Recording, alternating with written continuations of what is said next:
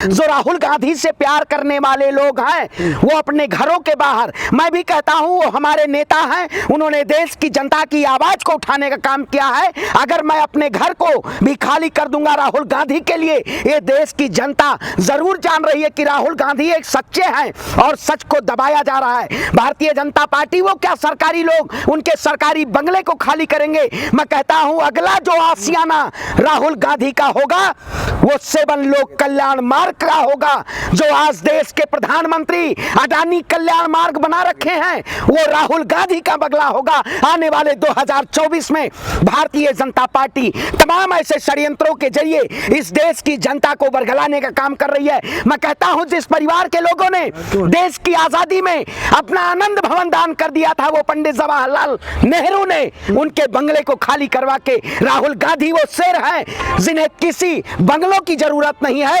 हिंदुस्तान उनके दिल में बसता है और हिंदुस्तान की जनता राहुल गांधी को अपने दिल में। गांधी जी के पास तो घर ही नहीं है, वो पहले बोल चुके हैं। अब जो सरकारी आवास था वो खाली होगा। मैं कहता हूं देखिए आवाज खाली होने से किसी के दिल को थोड़ी, राहुल गांधी के लिए जिस तरीके से आपने देखा है लोग सड़कों पे उतरे हुए हैं, हाथों में मशाल लिए हुए, और भारतीय जनता पार्टी की तानाशाही सरकार ये पूरी तरीके से देश में लोगों की आवाज को, जनतंत्र की आवाज दबाना चाहती है। मैं कहता हूं प्रधानमंत्री जी से पूछना चाहता हूं जब चुनाव आ जाता है ये केवल राहुल गांधी जी को फंसाने का एजेंडा है, क्योंकि कर्नाटक में चुनाव है। वो अरे मोदी जी आप कर्नाटक में तो नाटक करेंगे। मोदी जी कर्नाटक, अरे भैया क्या मोदी जी ने बोल दिया तो कल एबीपी भारतीय जनता पार्टी के जो चैनल है स्ट्रीम मीडिया के वो क्या दिखा रहे हैं। मैं कहता हूं 13 मई भाजपा गई, कर्नाटक झांकी है, 2024 बाकी है। भारतीय जनता पार्टी सदस्यता को लेकर फंसे हुए हैं। देखिए राहुल, हमारे राहुल गांधी जी की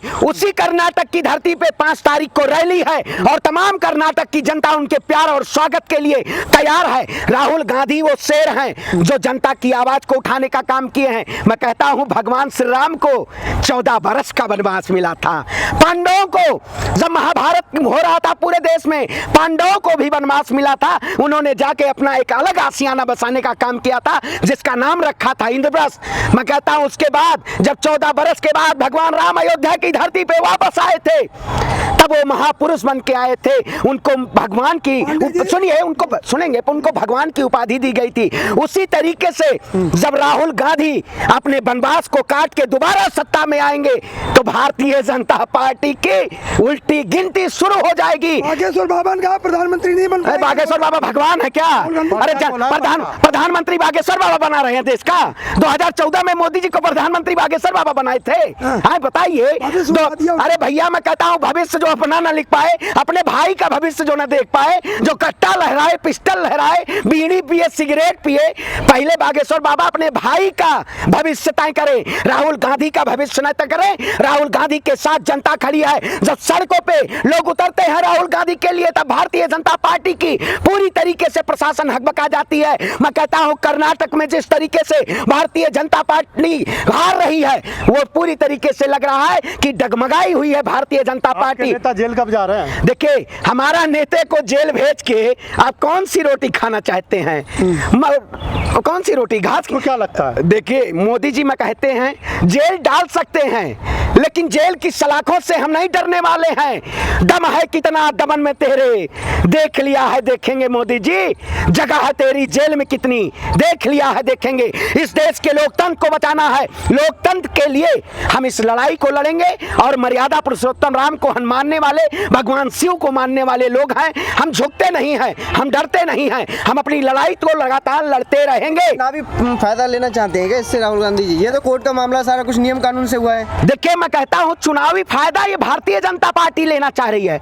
आप बताइए जिस बीजेपी के शासन काल में ओबीसी आरक्षण बिल रुका हुआ हो वो भारतीय जनता पार्टी ओबीसी की हितैषी बन रही है। कर्नाटक ओबीसी समाज का अपमान। अरे भैया कौन सा? मैं कहता हूं अरे मेहुल चौकसी का, नीरव मोदी का, विजय माल्या का ये अपमान है। हो भारतीय जनता पार्टी ने भ्रष्टाचार किया है और भ्रष्टाचार को छुपाने के लिए कह रहे हैं अपमान है। मोदी जी अपमान कर रहे हैं आप। मोदी जी अपमान नहीं है, ये देश की जनता को आप गुमराह कर रहे हैं। देश की जनता पूरी तरीके से तैयार है, राहुल गांधी के साथ खड़ी है। मैं कहता हूं राहुल जी सबके दिलों में बसते हैं, उनको किसी आशियाने की जरूरत नहीं है। वो सत्ता के अगर लोभी होते तो आज माफी मांग लिए होते, वो लड़के और जनता की आवाजों को उठा के वो दोबारा संसद भवन पहुंचेंगे और यही माफी क्यों नहीं मांगी? काय माफी मांगे भैया? राहुल गांधी जी ने क्या गलती की है? अरे चोर को चोर कहना, चोर को मौसा कहें, हैं?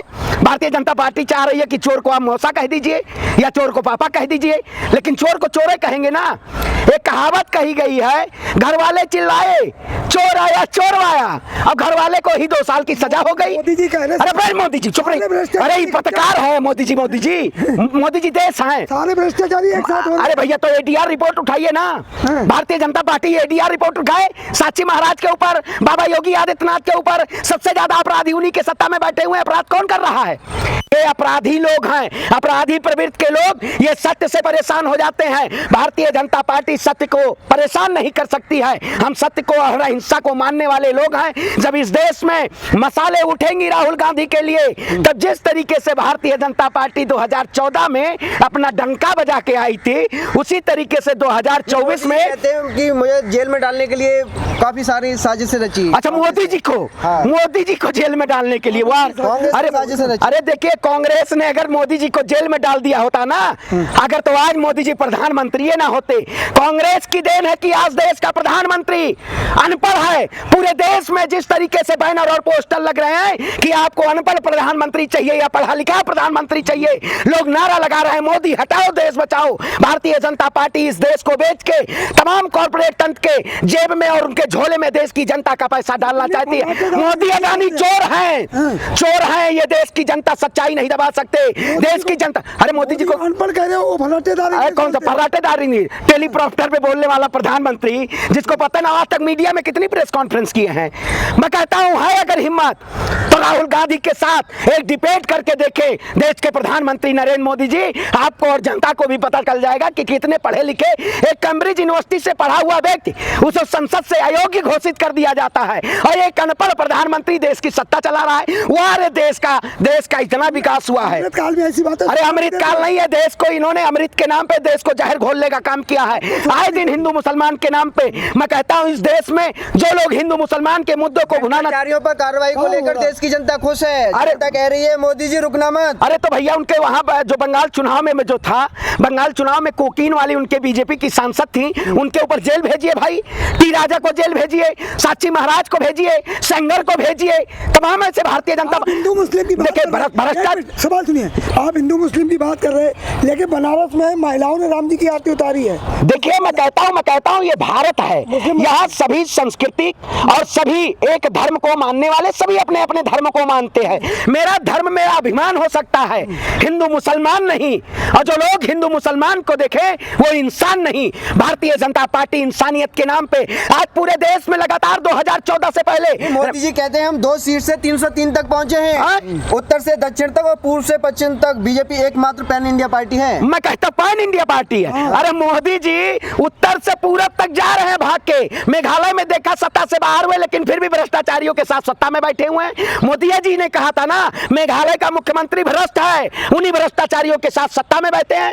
तो ये लोग भ्रष्टाचार, बीजेपी ट्विटर हैंडल और यूट्यूब से पैदा हुई पार्टी नहीं है। अरे भैया ट्विटर तो आज नफरत, हिंदू सेना, बाल सेना, पता ना कौन, बजरंग सेना, आरएसएस सेना, ये लोग कौन से सेना चला रहे हैं। मैं कहता हूँ सारे सेनाओं पे बैन लगना चाहिए। जो भारतीय जनता पार्टी के लिए ये हिंदू मुसलमान के नाम पे संगठन चल रहे हैं, इनको बैन होना चाहिए। मोदी जी कहते हैं इमरजेंसी के दौरान हमने लोकतंत्र की रक्षा के लिए दल भी मतलब खत्म किए हैं। देखिए मोदी जी तो बहुत कुछ कहते हैं, मोदी जी झूठ, वो कह रहे हैं इस देश का पढ़ा लिखा अंधविश्वास की तरफ जा रहा है। मोदी जी अंधविश्वास की तरफ भेजने का काम कर रहे हैं। भाई इस देश में अगर आज महंगाई, बेरोजगारी, भ्रष्टाचारी पे सरकार अगर लगाम नहीं पर लगा पा रही है तो देश के प्रधानमंत्री को इस्तीफा लगा दे देना चाहिए। सबसे अरे 47 में भी प्रधानमंत्री जी मोदी, मैं तो भी कृपा करता हूं भैया, देश का प्रधानमंत्री 200 साल जिए लेकिन सत्ता में 2024 से जाना। राहुल गांधी की माफी को लेकर कहते हैं कि राहुल गांधी सावरकर नहीं है, उसी को लेकर मतलब अनुराग ठाकुर ने कहा है कि राहुल गांधी सावरकर कभी नहीं बन सकते। सावरकर जी कभी 6 महीने विदेश में नहीं घूमने जाते थे। मैं कहता हूं वही पार्टी के लोग कहते हैं जो ये जयशंकर प्रसाद जो विदेश मंत्री हैं, उनकी पत्नी विदेशी है। तो उनको दुख नहीं हुआ होगा आज। जो लोग भारतीय जनता पार्टी के नेता कहते हैं कि विदेशी महिला से पैदा हुआ पुत्र देशभक्त नहीं हो सकता, इसका मतलब ये जनसंघर्ष देशभक्त नहीं है।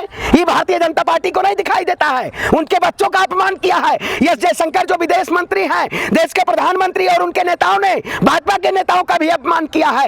ये कहीं ना कहीं षड्यंत्र है। षड्यंत्र के जरिए भारतीय जनता पार्टी राहुल गांधी को गुमराह करना चाहती है, लेकिन राहुल गांधी वो शेर है कि वो भटकने वाले नहीं है। कर्नाटक में जिस तरीके से कांग्रेस की सरकार आ रही है, जो कभी सत्ता में नहीं आए, खरीद फरोख्त करके जिन्होंने सत्ता बनाई, वो कर्नाटक में कह रहे इसीलिए कोर्ट नहीं जा रहे, नहीं देखिए पाने के लिए, नहीं देखिए सत्ता पाने के लिए नहीं, कर्नाटक की जनता पूरी तरीके से तैयार है। कोर्ट राहुल गांधी का अगर माफी मांगे होते तो आज संसद भी होते, आज उनका आशियाना भी होता, लेकिन राहुल गांधी जी वाकई में बीजेपी के जो नेता और कहते हैं अनुराग ठाकुर कि राहुल गांधी जी सावरकर नहीं है, सच में नहीं सावरकर है। हो सकते वो क्या? अरे नहीं हो सकते।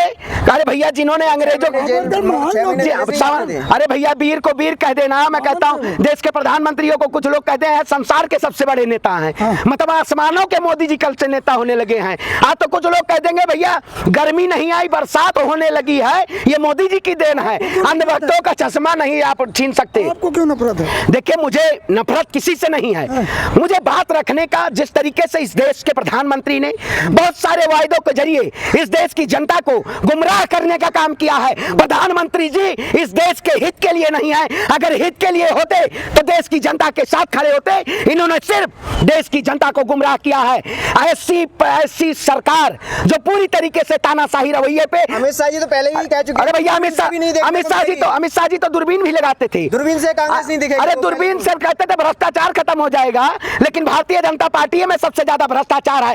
ये लोग असल में भ्रष्टाचारी हैं। जो लोग मैं कहता हूं देश की जनता कहती है कि मोदी अडानी भाई भाई देश बेच के खाई मलाई, आखिर क्यों नहीं उसका जवाब देना चाहते हैं। ये प्रधानमंत्री पूरी तरीके से भ्रष्टाचारी में लिप्त है और इनके ही पार्टी के सदस्य भ्रष्टाचारी है, इसलिए ये अडानी मामले पे चुप है। लेकिन देश की जनता अडानी मामले को खोलेगी और पूरी तरीके से कर्नाटक की जनता अब की बार ये तय कर देगी कि राहुल गांधी को पूरी तरीके से दोबारा सत्ता में लाना है और भाजपा का सुबड़ा साफ करना है।